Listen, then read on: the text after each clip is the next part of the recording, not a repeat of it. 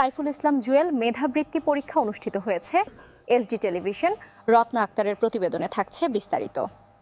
ব্রাহ্মণবাড়িয়ার নবীনগরের সলিমগঞ্জে সাইফুল ইসলাম জুয়েল মেধাবৃত্তি পরীক্ষা 2025 সফলভাবে অনুষ্ঠিত হয়েছে। শনিবার সকালে সলিমগঞ্জ কলেজে এই শিক্ষাবৃত্তি পরীক্ষা অনুষ্ঠিত হয়।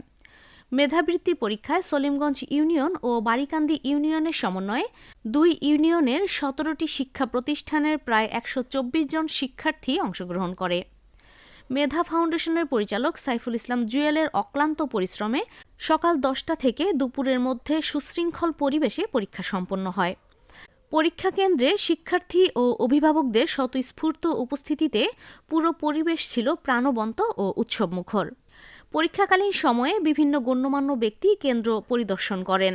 সলিমগঞ্জ কলেজের ভারপ্রাপ্ত অধ্যক্ষ মোহাম্মদ গোলাম মাওলা খানের সার্বিক তত্ত্বাবধানে বিশেষ অতিথি হিসাবে উপস্থিত ছিলেন বাংলাদেশের জাতীয়তাবাদী মুক্তিযোদ্ধা প্রজন্ম দল ও প্রেসিডেন্ট কেন্দ্রীয় কমিটির মোহাম্মদ নাজিম উদ্দিন, সলিমগঞ্জ ইউনিয়ন স্বেচ্ছাসেবক দলের সাংগঠনিক সম্পাদক জাহিদুল ইসলাম রতন, সুনামগঞ্জ ইউনিয়ন কৃষক দলের সিনিয়র সহসভাপতি মোহাম্মদ হেলাল উদ্দিন।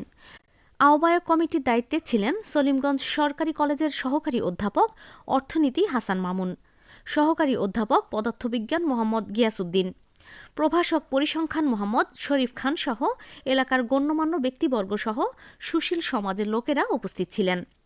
এ সময় বক্তারা বলেন, মেধাবী শিক্ষার্থীদের উৎসাহিত করার মাধ্যমে একটি আলোকিত সমাজ গড়ে তোলা সম্ভব। এ ধরনের বৃত্তি পরীক্ষা শিক্ষার্থীদের মেধা বিকাশে গুরুত্বপূর্ণ ভূমিকা রাখে।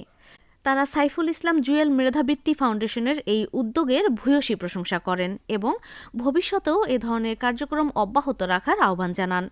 পরীক্ষা শেষে অভিভাবকরা সন্তোষ প্রকাশ করে সুষ্ঠু ও সুশৃঙ্খল ব্যবস্থাপনার জন্য আয়োজকদের ধন্যবাদ জানান। তো প্রথমে আমি ধন্যবাদ জ্ঞাপন করছি সাইফুল ইসলাম জুয়েল সাহেবকে, যিনি এই এলাকার মেধার মূল্যায়নের জন্য এরকম একটি ব্যতিক্রমধর্মী উদ্যোগ নিয়েছে। এই আমাদের প্রথম। এই মেধাবৃত্তি চালু থাকলে আমাদের যে কোমলমতি ছাত্রছাত্রীরা আছে তার উৎসাহ আর অনুপ্রাণিত হবে।